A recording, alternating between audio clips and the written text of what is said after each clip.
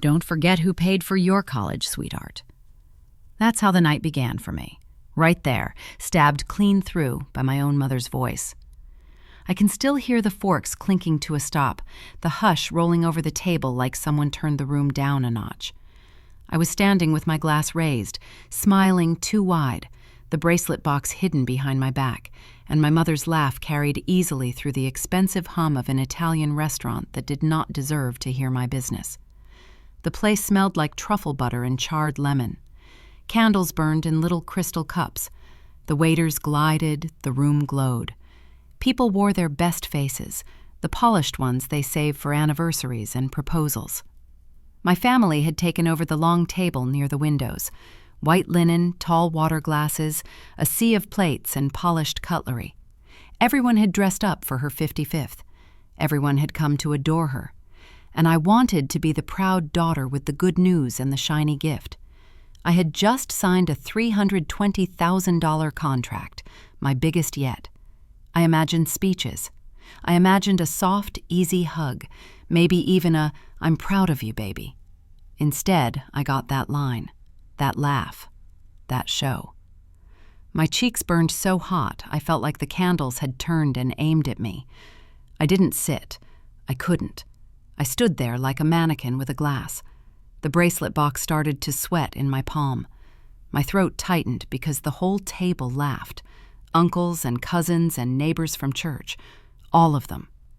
They laughed like it was a sweet joke, like we were a sitcom, like humiliation could be plated and passed around between the bread baskets. I've never forgotten, Mom, I said.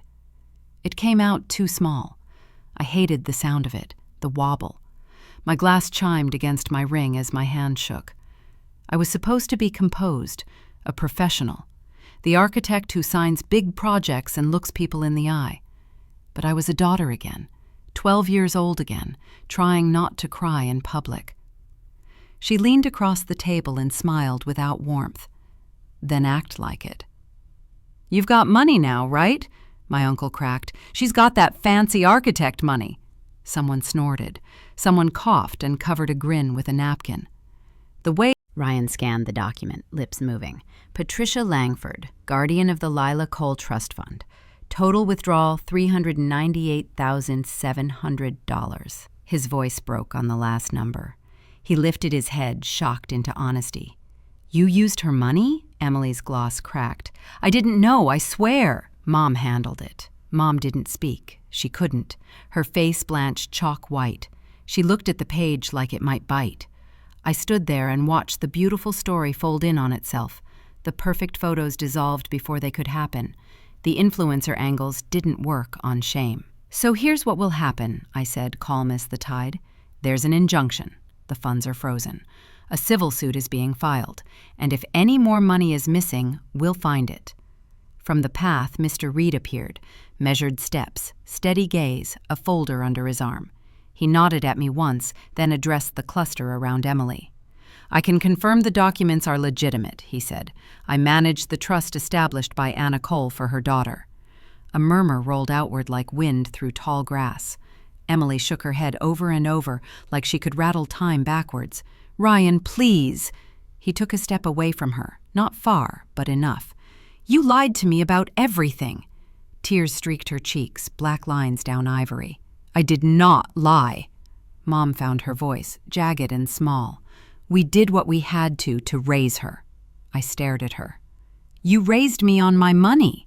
Silence, not empty, charged, the kind that fills old rooms before a storm breaks windows. A distant wave crashed, a glass somewhere tinked against stone. The planner tried to move, then froze when no one followed. I expected triumph to bloom in my chest. It didn't. Winning doesn't feel like a parade. It feels like a clean wound. "You didn't just take my money," I said softly. "You took my childhood." No one answered. The truth was doing all the talking. I turned away. The ocean flashed through the palm trees like a promise.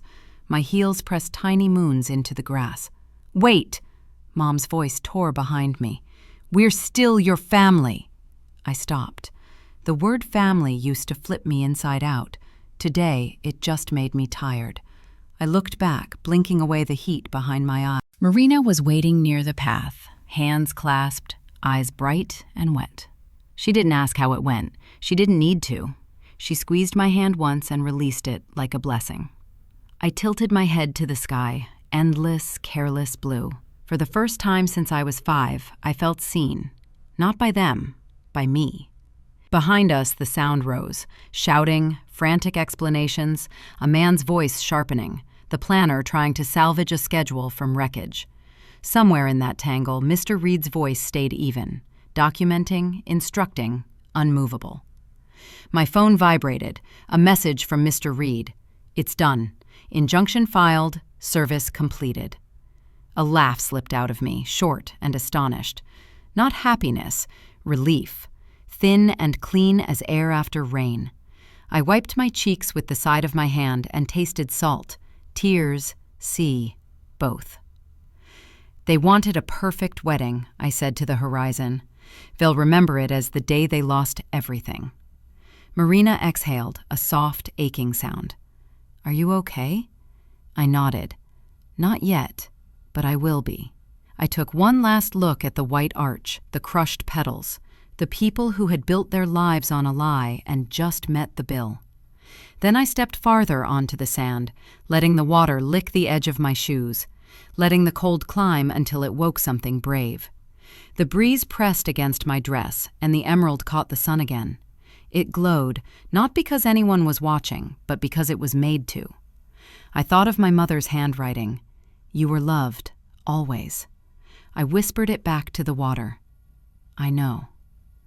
Behind me, the party fractured. Ahead of me, the ocean stretched open. I walked toward the line where the sky met the sea, and for a second, it felt like it might meet me back. After I said it, that's proof you've been stealing from me, the world forgot how to breathe. No clinking glasses, no tasteful laughter. Just the ocean beating slow and heavy against the cliff, like a giant clock counting down the life of a lie. 200 faces froze in place, their smiles half-born, their hands hovering over champagne like they'd been caught stealing too. Emily stood at the center, white satin smudged near the hem, mascara already. Emily swallowed hard, eyes darting. No, Ryan, that's not. She's lying. I didn't move. I just looked at her.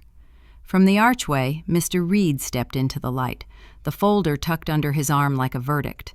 He set another stack on a nearby table and spoke in a voice that didn't bend. Everything has been verified. The trust was established in Lila's name. Disbursements were made under the signature of her guardian. A whisper uncoiled across the room, first a hiss, then a breeze, then wind. Someone near the aisle covered her mouth. Someone else said too loud, "Oh my God, she used her sister's inheritance." My mother staggered toward me and grabbed my hand with both of hers. They were cold, damp, familiar. "Lila, please," she begged. "We can talk about this privately." I met her eyes. "Privately? You took my life publicly, Mom. Let's keep the symmetry." She flinched, then tried to put on the old face, the good mother face. "I did it for your education, for your future. I worked 3 jobs through college," I said. "You didn't pay a cent." Something in her eyes collapsed, not a scream, but a folding. She let go of me like I'd gone hot. Emily sat down hard, the chair scraping against the deck. Mascara smeared into gray lightning across her cheeks. Cameras, phones, hands. Everything that loved her 5 minutes ago pointed at her like mirrors she couldn't bear to look into. An influencer at the back whispered, too excited to be kind, "Is this real? Should I record this?" Ryan lifted another page, his voice cracking.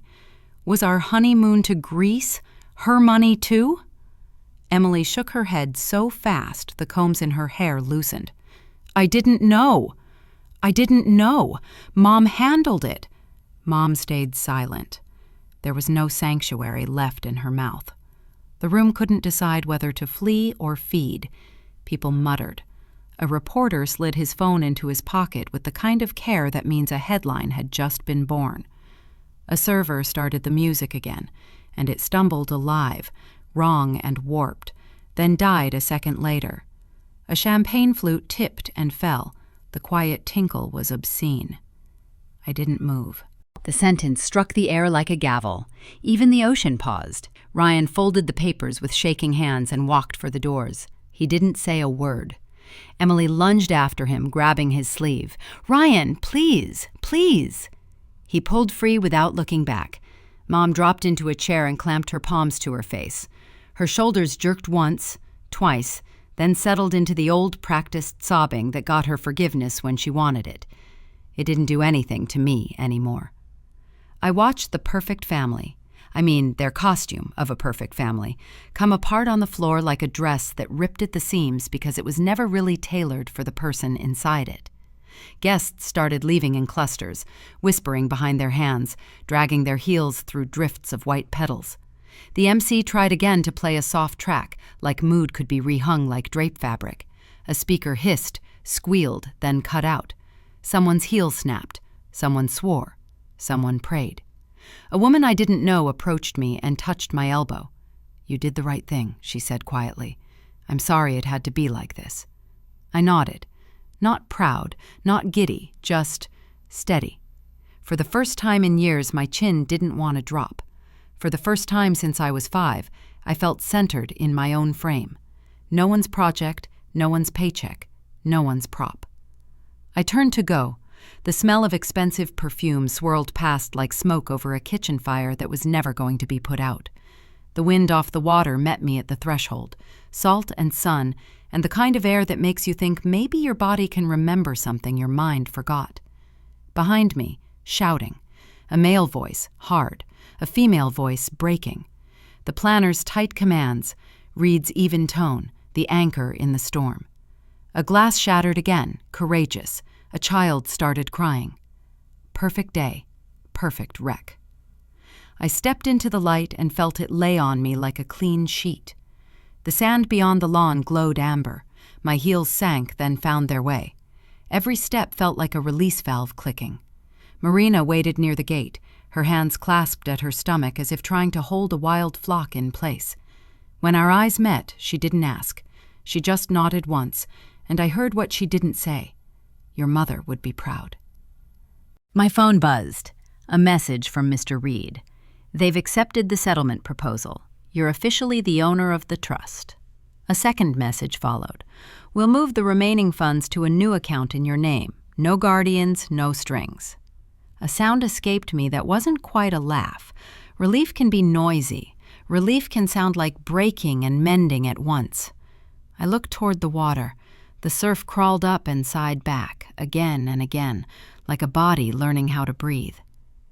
They took my past, I said, barely louder than the wind. Now I'll take my future. Marina exhaled, and I realized she'd been holding her breath for me. What will you do first? Eat, I said, and we both smiled because it was so stupid and so true. Then softer, and find somewhere quiet. And buy a lockbox for everything that's mine. We started to walk. The sun hung low, orange leaking into the edges of the world. A gull dropped and skimmed the water, then climbed again. Somewhere behind us, the quarrel turned into something harsher. Accusations, names, a final lie wearing out its legs. "Lila!" My mother's voice tore across the lawn, raw and childish, the way it gets when she isn't being watched. "Wait! We're still your family!" I stopped at the edge of the sand, not because she asked, but because the word snagged on the old hook inside me. I turned enough to see her, hair falling out of its careful style, face cracked with streaks, the dress she'd chosen to be photographed in, now the costume of a mother begging the child she never claimed without an asterisk. "Family," I repeated, tasting it. I could have thrown a dozen lines. I could have recited every night I came home to a closed door. I could have emptied my lungs. Instead, I let silence do the work and said the only thing that still felt true. Family protects you.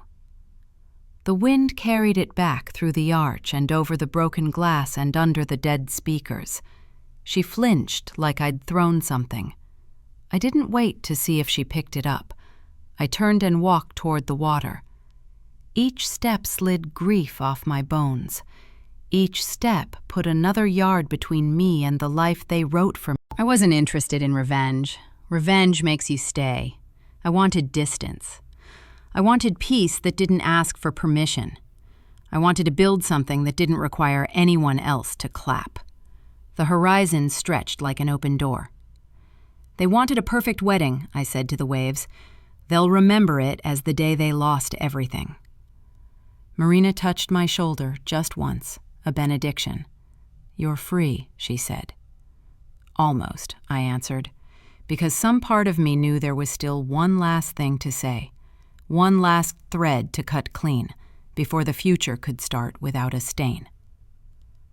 The sun slid lower, the light went warmer, and the air turned soft in my lungs. I took another step toward the water and didn't look back.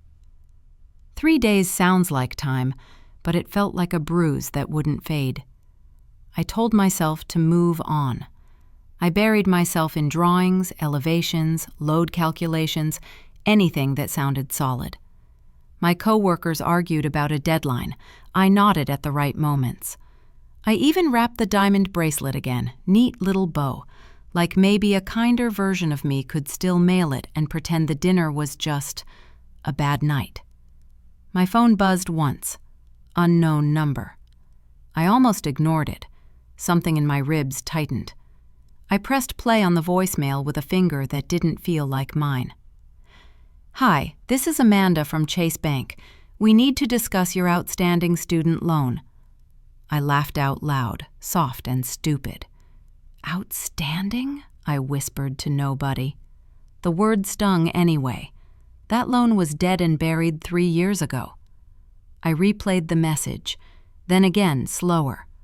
Each time I felt that old heat rise, the one from cheap apartments and overdue notices, and the way your chest squeezes when a number won't move. I called back. There must be a mistake, I said too quickly. The woman sounded careful, too careful. Ma'am, there's a new loan in your name for $150,000. Silence poured into my ear. I blinked. That's impossible. I didn't apply for anything. You signed the documents last year, she said, like reading weather. Normal, routine, not ruin. I laughed again, the broken kind. But she did. The phone slid out of my grip and thudded onto the disk. My heartbeat got loud enough to count. My chest tightened until air felt expensive. The room shrank. The light hurt. I tried to stand and my knees gave a warning they hadn't given since I was a kid at the nurse's office. A coworker paused at my doorway. You okay? Just a headache, I lied, teeth barely working. Inside, something split wide, a soundless crack like ice giving way. I grabbed my phone and called her. Ring, ring, ring. Voicemail. I called again. Straight to voicemail. I texted, Mom, call me. Now. My hands shook so badly I hit the wrong letters. I erased and typed again. 5 minutes passed. Then 10. Nothing. Acid climbed my throat. I called my aunt instead. Have you talked to Mom today? She's fine, my aunt said, shoulders inside her voice. Why? I'll call later, I muttered, and hung up because I couldn't explain this kind of betrayal to someone who would treat it like gossip. I paced. Maybe it wasn't her. Maybe someone hacked both of us. Maybe a scam. Maybe the bank messed up. I stacked the maybes like sandbags against a flood that was already inside the house. My brain knew better. I remembered how she asked for my ID once, said it was for some paperwork. I remembered how she went quiet when I asked about her finances. I remembered her tired smile, the kind that comes with secrets. My logic collapsed under memory. My throat burned. You wouldn't do that to me, would you? It came out small and ridiculous. My phone buzzed. One text. Don't make a scene. I know what I'm doing. 9 words. No apology, no fear, just certainty. I stared so long my eyes watered. My hands started to shake again, a fine, furious tremor. "What are you doing?" I whispered, but she couldn't hear the question that should have split the earth. It wasn't a mistake. It wasn't a panic move. It was a plan. And I wasn't a daughter in it. I was a resource you mine until it's empty. I screamed. Not big and cinematic, just sharp enough to cut something inside me. I threw the phone onto the couch. The sound bounced off the walls and made the room feel even smaller. I paced, words breaking under my breath. She used my name, my credit, my future. I gripped my hair. I wanted to call the police. I wanted to call the bank. I wanted to crawl into bed and sleep until this version of reality expired. Why, Mom? Why? Silence, the kind that fills your ears and tastes like metal. Somewhere in the apartment, the heater kicked on. I stood there while time did its stupid thing. Hours passed without permission. Coffee went cold. My phone lay on the couch like an animal that had finally stopped moving. I sat in the dark and opened the document again. Her handwriting looked proud, like it believed it could get away with anything. I zoomed in on the signature until the pixels showed their teeth. I traced the loop with my finger like touching a scar. The dinner replayed in my head. Don't forget who paid for your college. It wasn't a joke. It never was. It was a warning dressed as a punchline. A script she'd been rehearsing for years, teaching the room who I am, the one who owes. It was never help. It was ownership, I said to the air. The words burned going out because they fit too well. Every favor a receipt, every sacrifice a tab, every debt I paid another leash around my throat. I felt betrayed in a way glue can't fix. Love mixed with fear turns sour fast, and once it curdles, you can smell it on everything. I wanted to believe she was desperate, not cruel. I wanted to find the version of her that packed my lunches and taped my drawings to the fridge and slept in the car while I studied. Don't come home. I'll fix it. I laughed once, low and ugly. You already broke it. I closed the laptop. The screen went black and my apartment fell into that heavy quiet you only notice when your body finally stops buzzing. I stood in it and felt the shape of my anger, hot at the edges, cold in the center. I walked to the sink and ran the tap until the water went ice clear. I pressed the glass to my forehead. My pulse slowed. My hands steadied. The crying had burned itself out, or maybe I'd used all the tears on old versions of us. I pulled out the box where I keep copies of everything: receipts, tracking numbers, letters from the loan servicer with the word paid stamped in that blessed gray. I flipped through until the paper smell felt like oxygen. I stacked them in a binder, my name on the spine, not hers. The apartment clock clicked toward midnight. I packed an overnight bag without letting my brain make a speech about it. Jeans, 2 shirts, the binder, car keys. I placed the bracelet box on the dresser and didn't look at it again. The last thing I did before bed was set an alarm I wouldn't need. The last thing I felt was that tiny spark you get when fear burns clean and leaves something harder behind it. Not peace, not yet, just resolve, simple and heavy. Morning would be a drive I knew by heart, 3 hours on a road that used to mean home. Now it meant something else. Now it meant answers I didn't want and a door I would knock on anyway. Now it meant I wasn't the kid at the nurse's office. I was the woman with a binder full of facts and a name that belonged to me. When the alarm finally rang, I was already awake. I drove 3 hours without music, just wind hammering the glass and that low hum you hear when your body's too tense to relax. The road felt endless, every mile stretching my anger thinner, tighter, sharper. I didn't even know if I was shaking because I was scared or furious.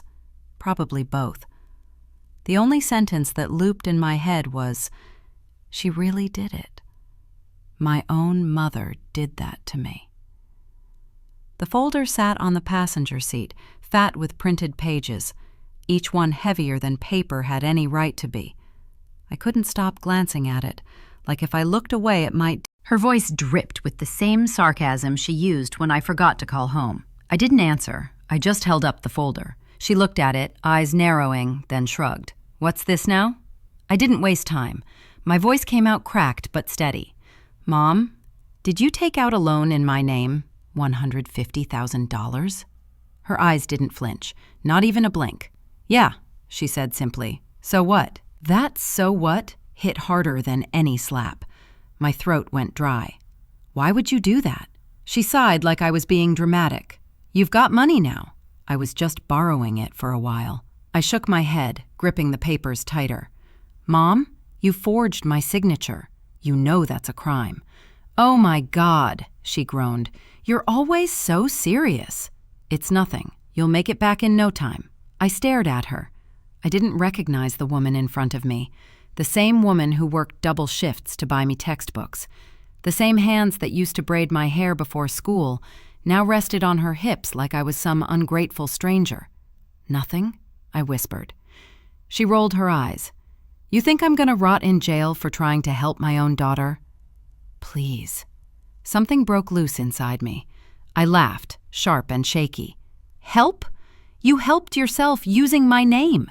She crossed her arms, leaning against the doorway. You wouldn't even have a name if it wasn't for me.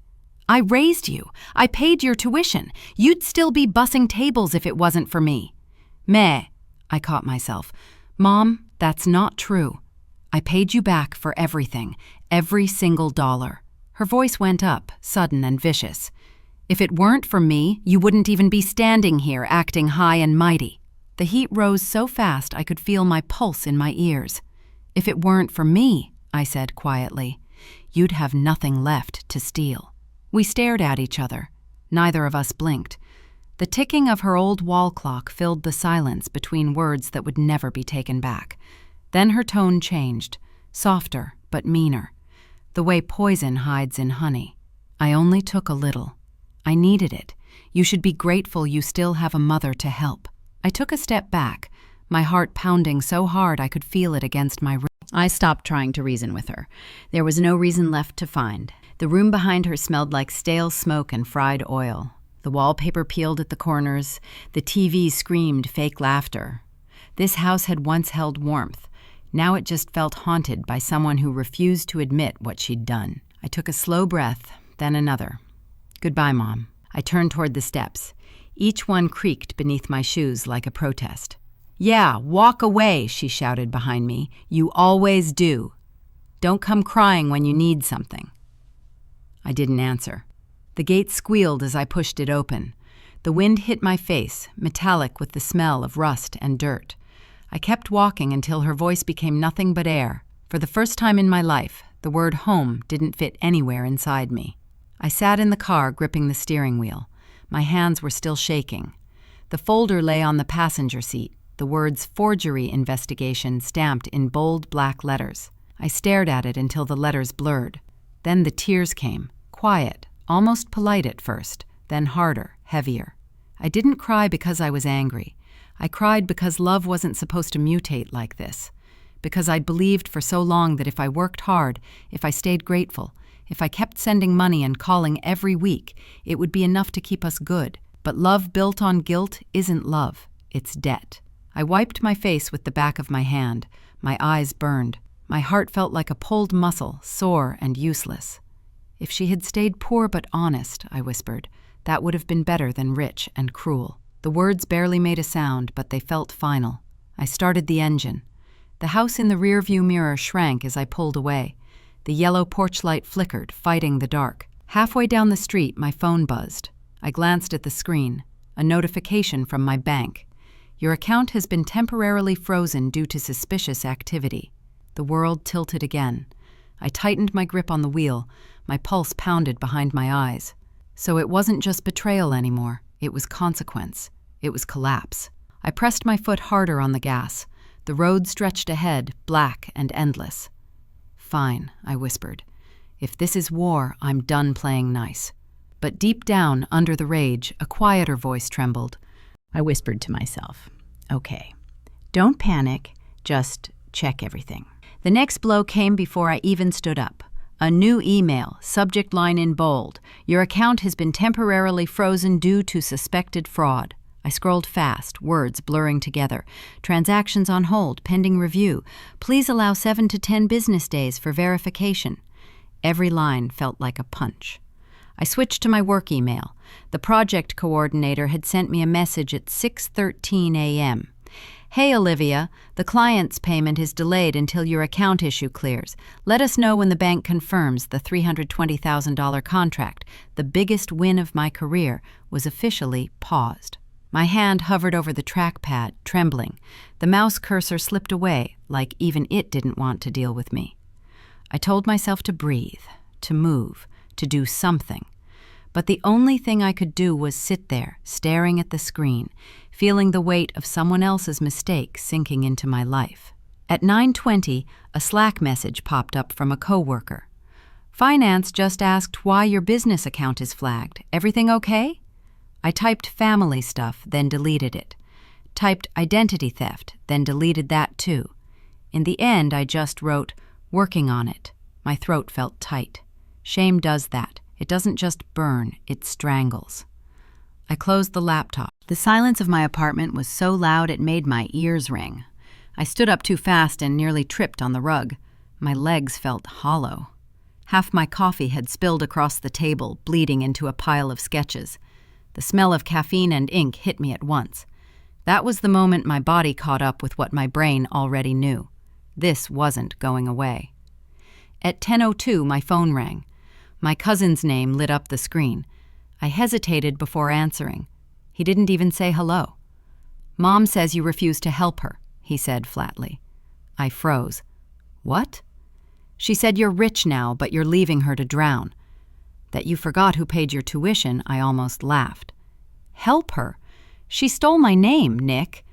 He went quiet for a second. Then he said it, the sentence that burned worse than the fraud itself. You owe her, Liv. Don't forget that. Something snapped. I don't owe anyone the right to destroy me, I shouted. The call disconnected. Maybe I hung up. Maybe he did. I don't even remember. All I know is that my hands were shaking, my chest was heaving, and the city outside my window felt too small to hold this kind of anger. I pressed my forehead against the glass, whispering, how could she do this to me? By noon, I'd stopped shaking.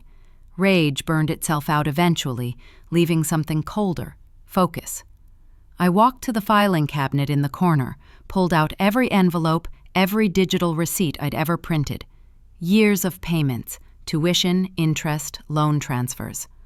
On each page, I took a red marker and drew a thick line across the top, paid in full. Over and over until the ink started to bleed through. Then I made a list in my notebook. 1, Bank 2, Credit Bureau 3, HR 4, Alex, lawyer friend. One task at a time. That's how I'd rebuild the wreck. By 3 p.m., I was scanning everything.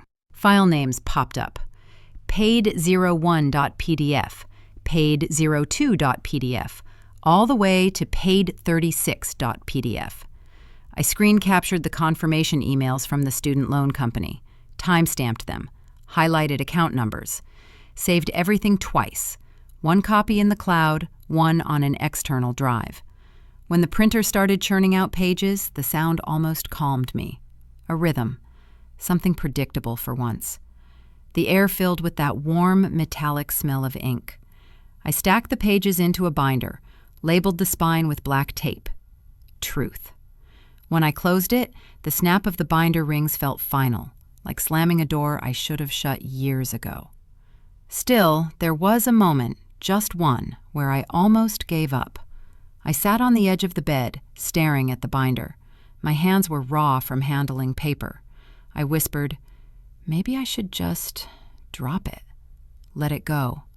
And then, like poison leaking back into my mind, I heard her voice from that dinner. Don't forget who paid for your college, sweetheart. It hit me again. The laughter, the eyes, the humiliation, the way my glass shook in my hand that night. I clenched my jaw. No one, I said out loud, is ever going to say that to me again. I opened my laptop again, called the bank. "I need to file an identity theft report," I said. My voice came out steadier than I felt. The rep walked me through it. Fraud alert, new verification, statement of dispute. Every click felt like regaining a piece of myself. Then I emailed the accounting team from my firm. "I'm resolving a banking issue. Please hold client payments temporarily. I'll verify once cleared."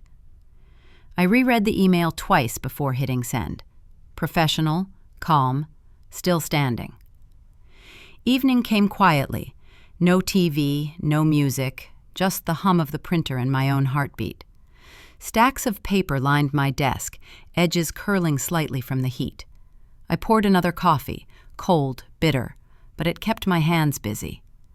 A single tear fell onto one of the pages, smearing the ink just enough to read the word underneath. Paid. I didn't wipe it off. For the first time, the word didn't mean debt. It meant done. I wasn't a victim anymore. I was the record keeper, the archivist of my own truth. At midnight, I gathered everything into one thick folder, pressed down on the metal clasp until it clicked. With a black Sharpie, I wrote across the front cover. I sat back, breathing hard. My apartment smelled like ink and coffee and something new, resolve. I whispered, "She humiliated me once. I'll give her one chance to face the truth." I picked up my phone, opened the family group chat, and started typing. "Dinner to celebrate Mom, this Saturday, 7 p.m., same restaurant." I stared at the words for a moment. They looked harmless, almost sweet. My thumb hovered over send. I could hear my heartbeat in the silence. Then I pressed it. One by one, the replies rolled in. "Can't wait. So proud of you, Liv. She'll love this." I exhaled slowly. The messages blurred together on the screen. I whispered to myself, "Yeah, she'll love it." I closed the phone, laid the binder beside me, and stared out the window. The city lights flickered across the glass like static. "This time," I said softly, "I'm not coming to dinner as the daughter she can guilt." I paused, feeling the weight of the binder against my leg. "I'm coming with proof." The clock on my desk ticked once, loud in the stillness. And for the first time in weeks, I felt something like peace. Not because it was over, but because I was finally ready for whatever came next. The restaurant smelled exactly the same. Garlic, wine, and that expensive hush people put on like a coat. I stood in the doorway for a second longer than I needed to, letting the memory of her birthday wash over me and then slide off. Same Italian wallpaper, same soft gold light. I'd booked the same private room. Poetic symmetry, or maybe just a clean shot at closure. I told myself tonight wasn't revenge. Tonight was clarity. My stomach called me a liar. I got there early and checked the projector twice, then a third time because my hands wouldn't stop trembling when I touched the remote. The binder sat on the table beside a bouquet of lilies, hard truth and soft perfume sharing the same space. The table was set for 8, forks polished, napkins folded like crowns. I caught my reflection in the window and practiced a smile that felt like a blade hidden behind teeth. Polite, steady, lethal. I put the remote in my pocket and pressed my fingers against it like a talisman.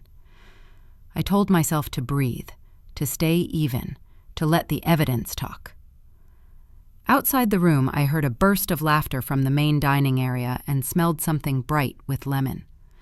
For a heartbeat, I wanted to be anywhere else. The door opened with a rush of perfume and pearls. My mother walked in first, wearing red. Of course she was. She always chose red when she wanted the room to orbit her. "Finally came to your senses?" she said, lips curling into a smile that didn't reach her eyes. I matched it with something cooler. "You could say that." My uncle clapped me on the shoulder like I'd won a prize. "There's my successful niece," he boomed, already reaching for the champagne. People filtered in with hugs and phones and the soft friction of expensive fabric. Cameras flashed, glasses were filled. For one fragile second, I almost forgot why we were here. Almost. Then my mother put a possessive hand on my back like I belonged to her, and the feeling snapped. I tapped a fork gently against my glass. "Can I say something?" The room settled. She turned to face me, chin high. I held up my glass. "Tonight, I want to thank my mom." Applause. She beamed like she'd just collected an award. I let it ride for a breath. "She's taught me sacrifice, strength," I said, "and the value of truth." I paused on that last word and felt it buzz in the air. My fingers brushed the remote in my pocket and I pulled it free. The lights dimmed a fraction as the screen behind me flickered to life, a rectangle of white waiting to be filled. A cork popped somewhere. The room fell into the kind of silence that has weight. "Slide 1, I said, clicking the remote. A photo filled the wall. My mother and me on graduation day, arms tight around each other, cheeks pressed, the future wide and simple. The image hit me harder than I'd expected. My throat tightened, but my voice stayed level. 2019, the year I finished paying off my student loans. Click. The photo disappeared, replaced by page after page of bank receipts, dates, amounts, confirmation numbers, each line stamped with 2 perfect words, paid in full. A few gasps fluttered across the table like startled birds. "Every cent repaid," I said. "Every debt cleared." I looked at her just long enough to see it, the tiny hitch at the corner of her mouth, that first crack. She glanced from me to the screen like a person checking a mirror and not liking what's in it. "Next," I said. Click. The room seemed to hum louder with the projector. The document on the screen wasn't a photo, it was an X-ray. Loan application, $150,000. Borrower, Olivia Porter. My name glowed too bright. The signature "I did it for you," she snapped, volume climbing, pearls quivering against her collarbone. "You don't know what it's like to need help." "Help?" I said softly. "You called it help when you took my name." I didn't raise my voice. I didn't need to. The words cut clean without volume, and the slice they made stayed open. She slammed her glass down. Champagne jumped. "You're cruel!" I stepped closer but kept my hands at my sides. "Cruel is pretending to love me while gambling with my future." Her face went red, eyes shiny and wild. "You owe me everything." I shook my head slowly, feeling my pulse steady instead of spike. "No, Mom. I earned everything. You used it." The projector hummed. The room didn't. Even the fork seemed to hold still. My aunt's hand rose to cover her mouth. My uncle's gaze fell to his plate like the truth was too bright to stare at. My cousin's voice came out small. "She forged it?" I didn't answer. I didn't have to. The proof glowed behind me like judgment. I closed the binder with a click and set it on the table. Not a slam, not a flourish. Just the sound of a door quietly, finally closing. "This isn't revenge," I said. "It's just truth." "Truth?" she spat, laughter jagged. "You humiliated your own mother in front of everyone." "No," I said, almost a whisper now. "You did. I'm just done cleaning up the mess." Something shifted. It wasn't loud. It wasn't dramatic. It was the air loosening around me, the invisible grip of everyone else's story about me letting go. For once, nobody laughed. Nobody tossed out a joke to make it all easier to swallow. They saw me, not as the daughter trained to nod and say thank you, but as a person who had finally put her foot down on solid ground. I clicked the remote. The screen went black.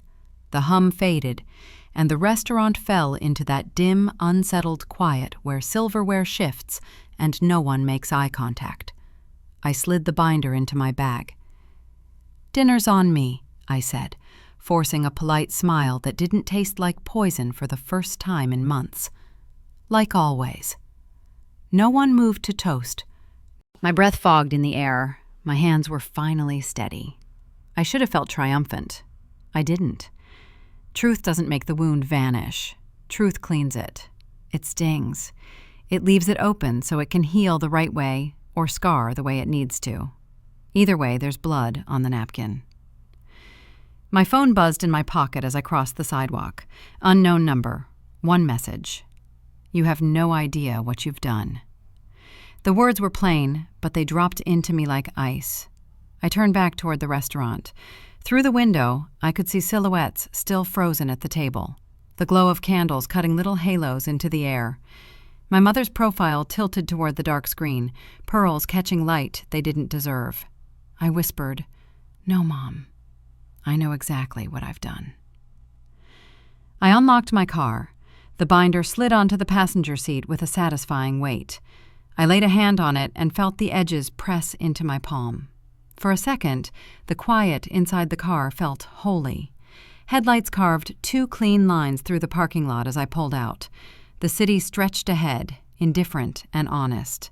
I breathed in the sharp night air and let the last of the tremors leave my hands. I didn't speed. I didn't look in the rearview mirror. I just drove with the steadiness of someone who finally understands that saying the truth out loud doesn't fix what's broken, but it stops the breaking from owning you. Somewhere between the restaurant and my front door, the message on my phone stopped echoing. I didn't need to answer it. The price had spoken. My voice had held. My hands had not shaken on the words that mattered. I parked and sat there for a long minute with the engine off and the binder breathing quietly beside me. The air smelled like cold and ink and something new. Space, maybe. Not peace, not yet, but space. I rested my forehead on the cool steering wheel and let out a breath I'd been saving since the first time she said, "Don't forget who paid for your college." I remembered the way my glass had shivered in my hand that night, the heat in my cheeks, the laughter rolling over me like I didn't get to choose my own story. I chose it tonight. I chose it, and I read it out loud. When I finally lifted my head, the streetlights drew pale circles on the pavement, and the binder. I walked to my door with legs that remembered how to move through a world that didn't get to rewrite me. The key turned smooth. Inside, the dark waited. I let it. I didn't need to fill it with noise or promises. I had said what needed to be said, where it needed to be heard, and even though every part of me ached, even though victory felt hollow and thin, I could feel the ground under my feet again, solid, uncompromised. Mine. Morning felt wrong the second I opened my eyes. Too quiet, too clean, like the air had been wiped down. I made coffee and stood over the mug, watching the steam lift like the last smoke from a battlefield. I told myself it was over. I told myself last night had closed the book. My phone lay face down on the counter. No buzzing, no messages, no calls.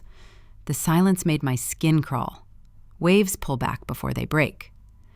I sat at my desk and opened my work email, pretending I still lived in a world where schedules mattered more than shame. My palms still carried the faint ache from gripping the binder at the restaurant. I flexed my fingers. They remembered. At 10, an email slid into my inbox from a coworker. "Hey, is this your mom?" A link sat underneath. I clicked. A neighborhood group from my old town, nothing fancy. A post with a blurry header and comments stacked like bricks. Someone had uploaded screenshots. The image loaded slow, line by line, until there it was, my mother's full name on an online betting profile. The second screenshot was a chat bubble. Used my daughter's name, Easy Money. My head went hollow. My ears filled with that high, useless ringing I get when I stand up too fast. Below the images, people had started to comment, quick and vicious. She bragged for years. Always said the daughter was loaded. Now we know how. I closed the tab and pressed my thumb and forefinger into my eyelids until I saw sparks. I told myself not to cry. Not for them. Not for her. Before I could breathe, my phone rang. Bank number. "Olivia Porter?" a man asked.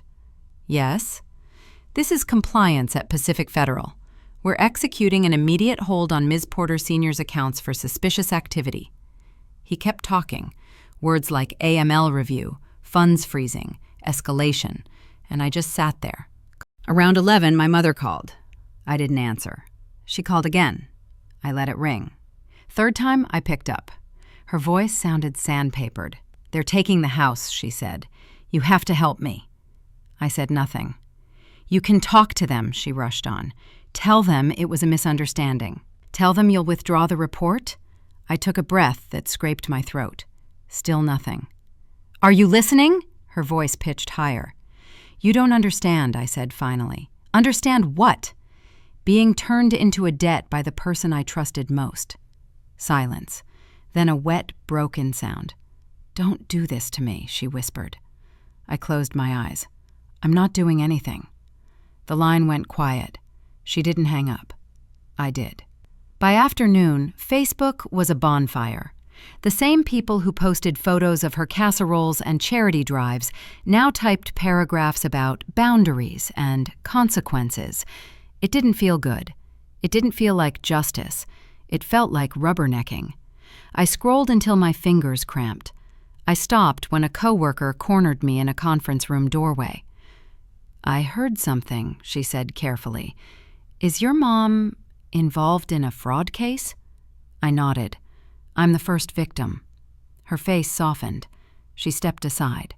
No more questions. I went back to my desk and tried to open a drawing file. The lines swam. Every wall I'd ever sketched looked like paper pretending to be steel. I closed the file and dropped my head into my hands. I thought I'd feel vindicated today. I didn't. I cried instead. Quiet, private, the kind that slips out even when you're swallowing hard. It wasn't joy. It wasn't even grief. It was something in between, the place where relief and guilt mix until you can't taste which is which. She was wrong. She hurt me. She used me. And she's still my mother. Both things were true. Both things burned.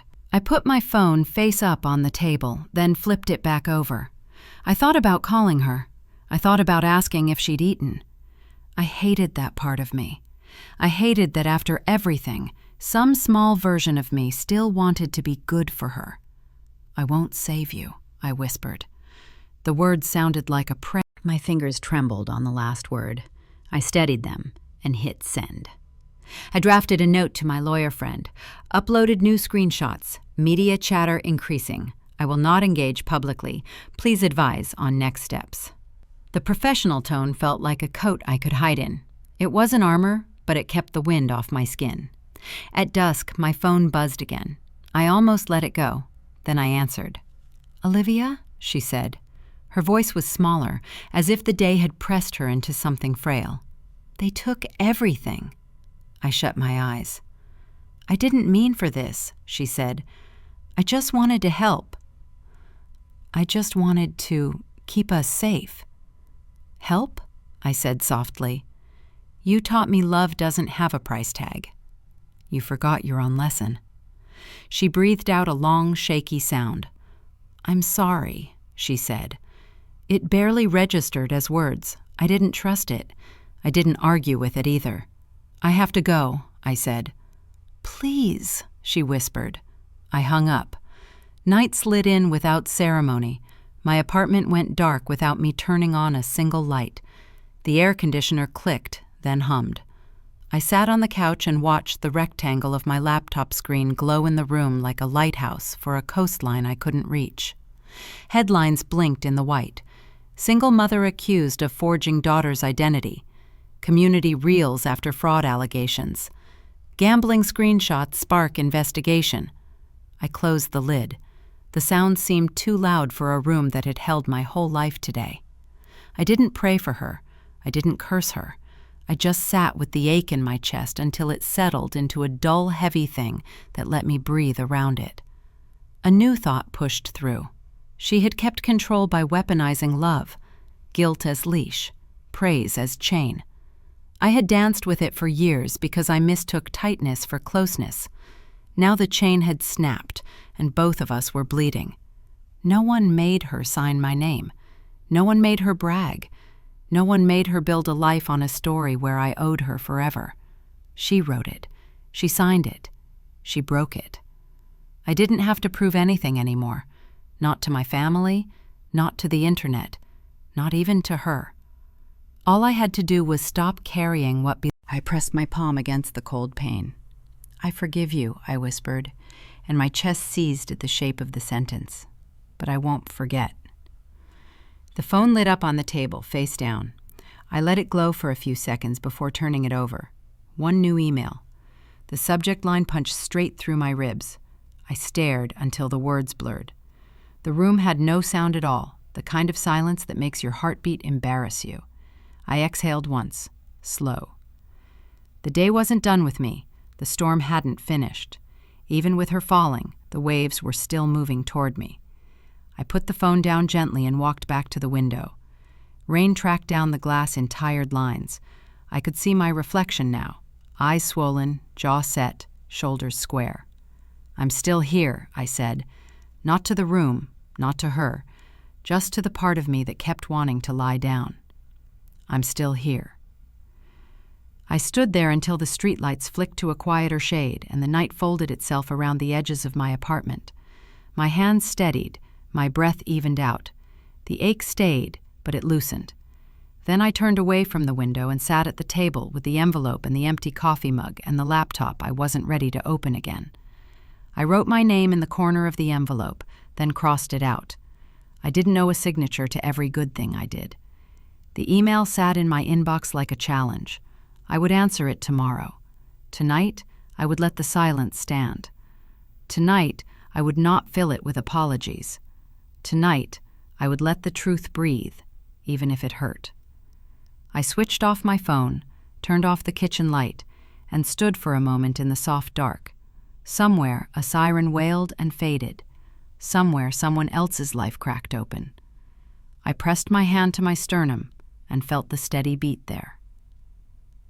The morning after felt hollow, like the world took one deep breath and forgot to exhale. Light crawled across my ceiling, too clean for what lived in my chest. I made coffee and forgot to drink it until it went cold.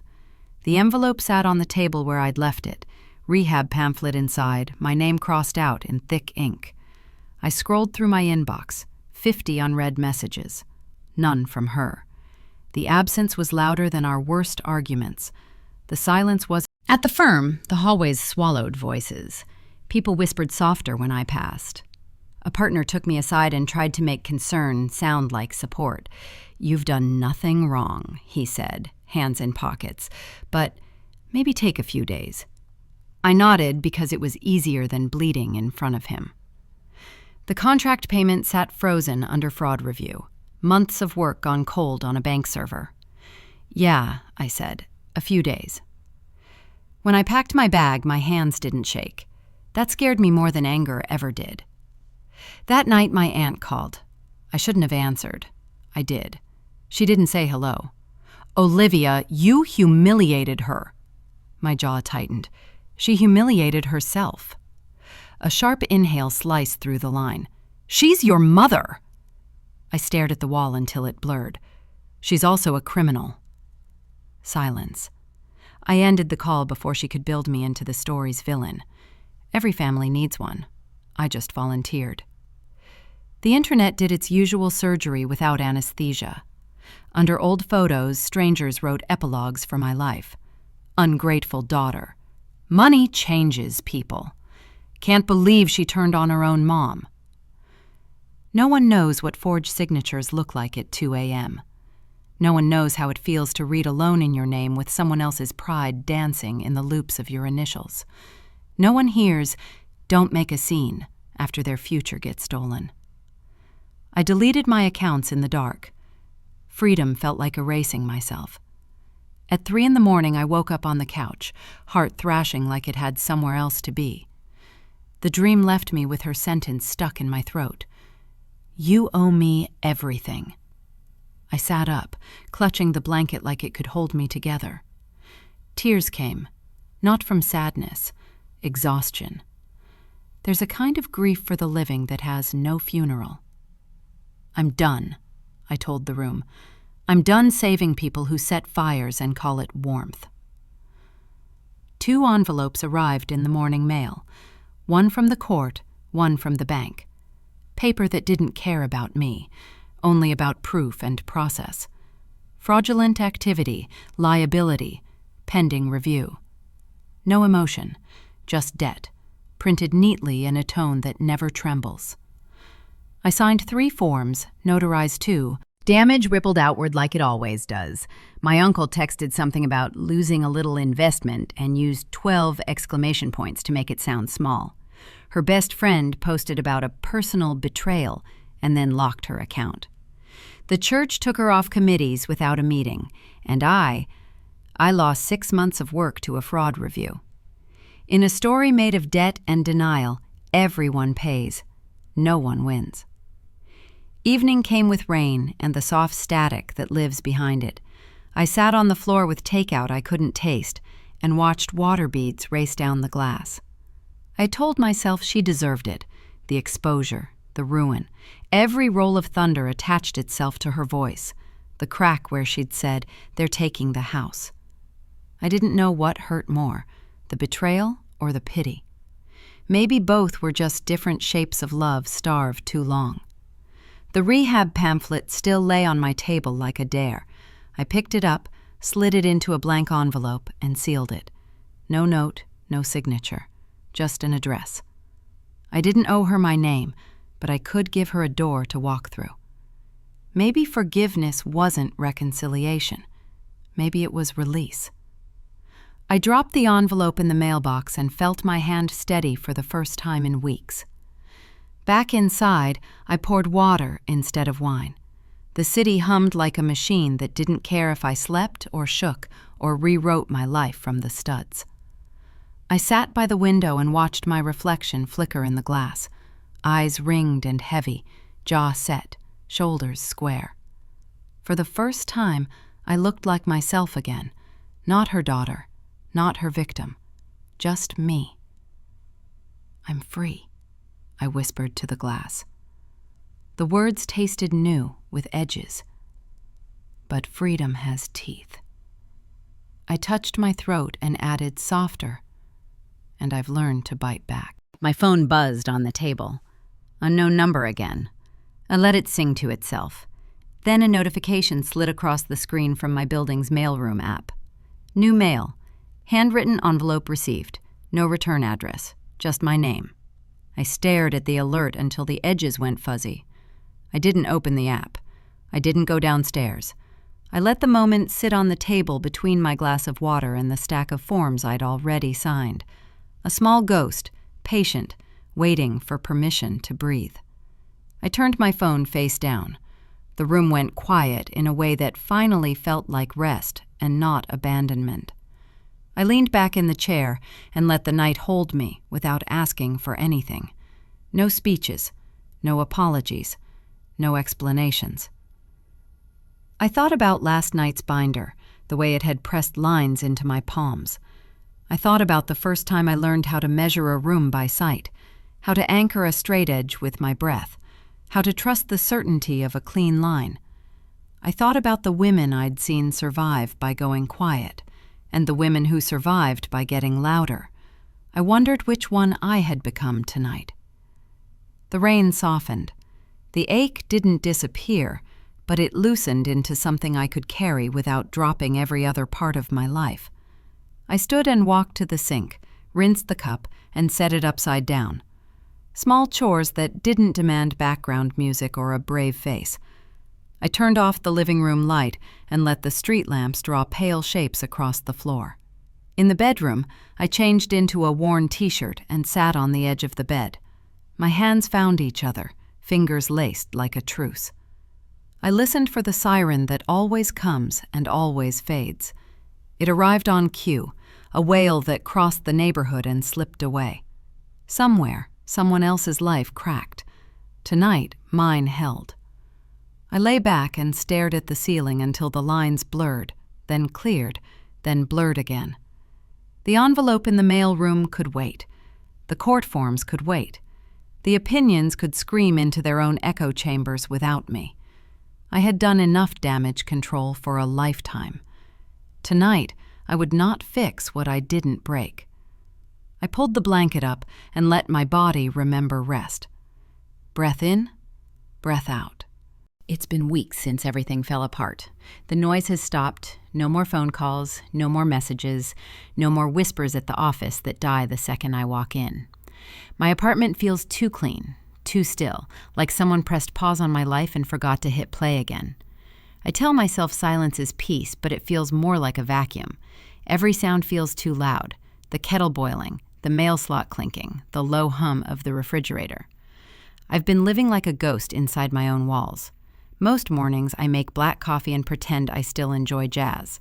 The smell fills the kitchen, but it never tastes right anymore. I stare out the window while the city wakes up, convincing myself I'm better now, that I'm moving on.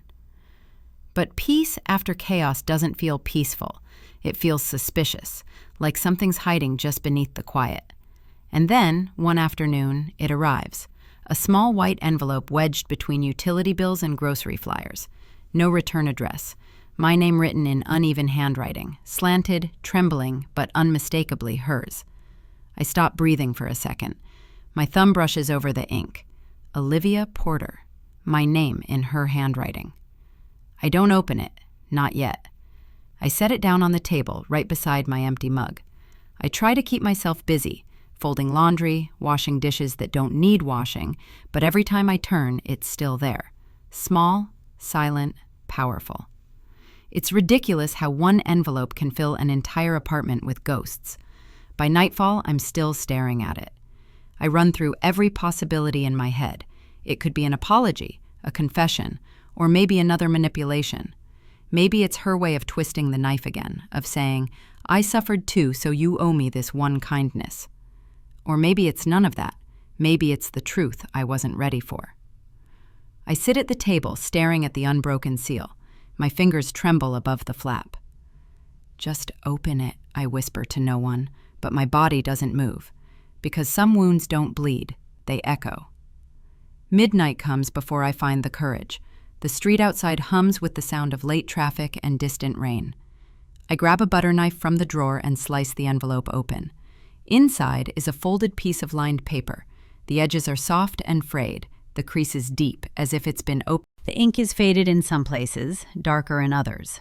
The handwriting, her loops, her sharp slants, her heavy punctuation, all there. My throat tightens before I even read the first line. I don't expect forgiveness. 6 words. That's all it takes to make me stop breathing again.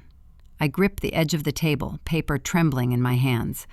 Or maybe it's me that's trembling. I take a deep breath and keep reading. I thought money would make me important, she wrote. It made me desperate instead. I wanted people to look at me the way they looked at you. I didn't realize I was burning us both to be seen. I pause, the words blurring for a moment. They're uneven, scattered, like she couldn't keep her thoughts straight long enough to rewrite them. Then another line. You were the best thing I ever did. I just couldn't admit it without feeling small.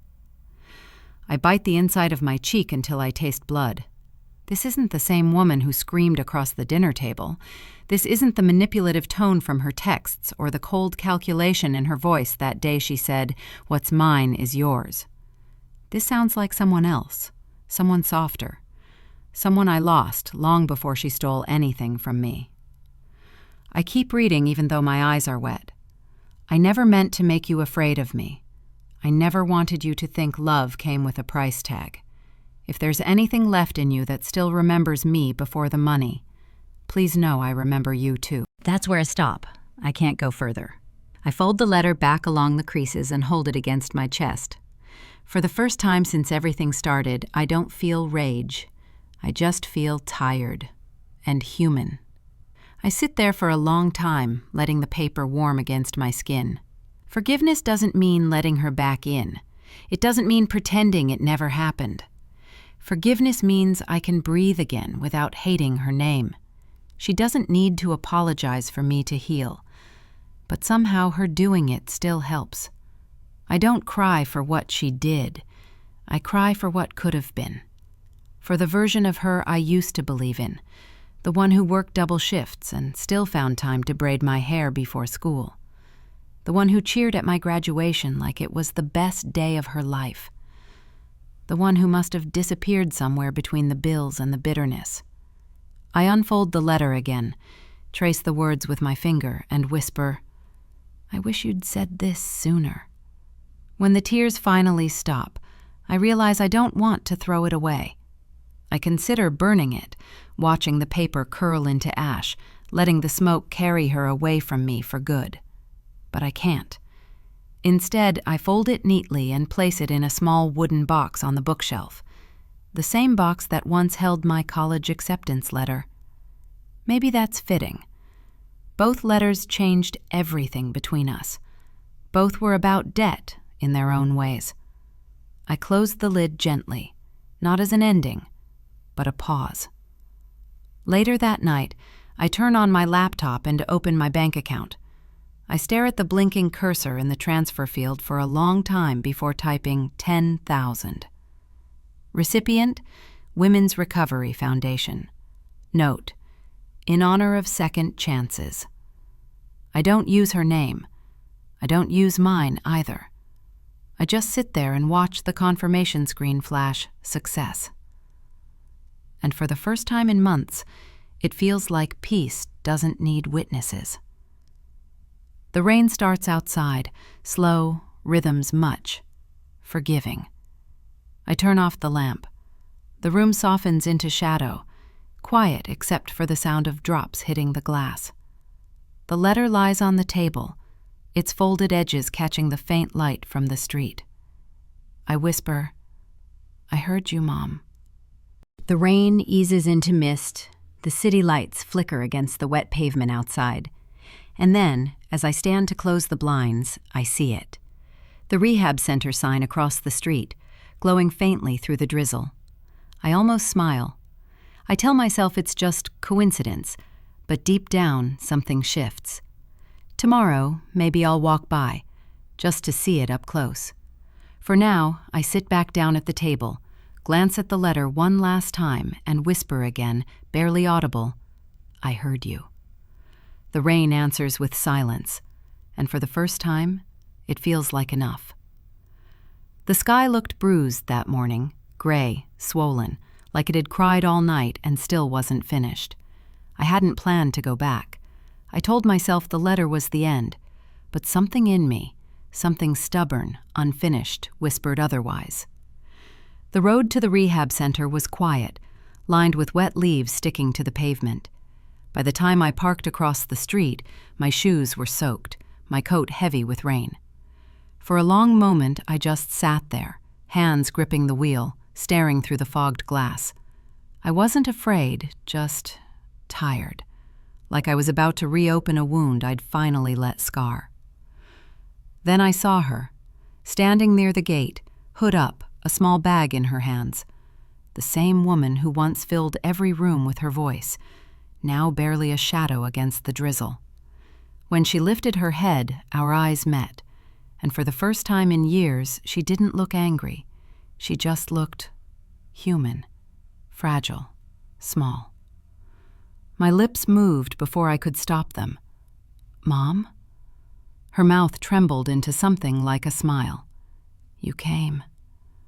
I didn't answer. The rain pattered between us, soft and endless. I forgot my umbrella. I didn't care. We stood there like two strangers sharing a secret no one else would understand. "Do you want to come inside?" she asked. Her voice didn't have its usual sharpness. No command, no guilt, just quiet, uncertain. I nodded, not out of love, out of instinct. I followed her through the doors. Inside, everything smelled like coffee and disinfectant. The counselor led us to a small room, 2 chairs, 1 table, a window fogged. She nodded, eyes lowered. "You look tired." I could say the same. And for the first time, neither of us meant it as an insult. She took a breath that sounded like it hurt. "I'm sorry, Olivia." 3 words, small, shaky, but heavy enough to silence the room. I didn't know what to do with them. I'd imagined this moment, dreamed of it, cursed it, and now that it was here, I felt nothing. Not anger, not relief, just the ache of something breaking quietly inside me. "You said that in the letter," I murmured. "I needed to say it to your face," she whispered. Her eyes were swollen, red around the edges, not from manipulation, not from guilt, from truth. She looked down again. "I thought if I helped you, you'd need me." "I didn't know how to be proud of you without trying to own a piece of it." Her voice cracked. "When you didn't need me anymore, I panicked." I did horrible things just to feel like I mattered. I closed my eyes. Her words hurt, not because they were lies, but because they were finally honest. This wasn't the version of her who yelled at me for boundaries. This was the woman beneath the chaos, the one who'd lost herself long before I did. When I opened my eyes, she was waiting, quiet, afraid. "I used to think I hated you," I said slowly, "but I don't. I hate what you did. I hate what it turned me into." Her tears stopped. She looked up, fragile as glass. "I wanted to forgive you," I said, "but I didn't know how to forgive someone who kept hurting me." "I'm not asking for forgiveness," she said. "I'm asking for peace." I nodded. Then maybe we both want the same thing. We sat in silence, the kind that doesn't need filling. The rain against the glass was soft, rhythmic, like a lullaby I used to know. I thought about the good years, her humming while making dinner in that tiny apartment, our laughter when the lights went out and we danced in the dark, the nights she called me her miracle. That woman was still in there, somewhere. Maybe she was what brought me here. "I'm not coming home," I said finally. "I know," she whispered. "You shouldn't." That honesty nearly undid me. It was the first time she didn't ask for more. Then the moment passed, like the rain easing against the window. When I stood up, she didn't stop me. No pleading, no guilt, just a soft, "Take care of yourself." I looked back once before walking out. Through the glass, she was a blur of gray and silver, a ghost framed by rain and light. Outside, the air was sharp and cold. It filled my lungs like truth. I didn't bring an umbrella. I didn't need one. The rain soaked through my coat, my hair, my skin. It felt cleansing. Like everything I'd been carrying, the anger, the guilt, the shame, was finally too heavy to hold, and the sky took it for me. I walked down the street, slow, steady, every step lighter than the last. I whispered to the storm, "You didn't lose a daughter, Mom. You taught her how to survive, and maybe that's enough. Not love like it used to be, not forgiveness wrapped in ribbons. Just truth. Simple, quiet, human. The kind that sets you free without needing applause." If you've ever had to walk away from someone you still love, if you've ever chosen peace over pain, I hope this story found you for a reason. Tell me in the comments, what does forgiveness mean to you? Have you ever had to let go to survive? Share your story. Like if it hit home. Subscribe if you want more real, raw confessions like this. Because sometimes healing isn't loud. Sometimes it just sounds like rain.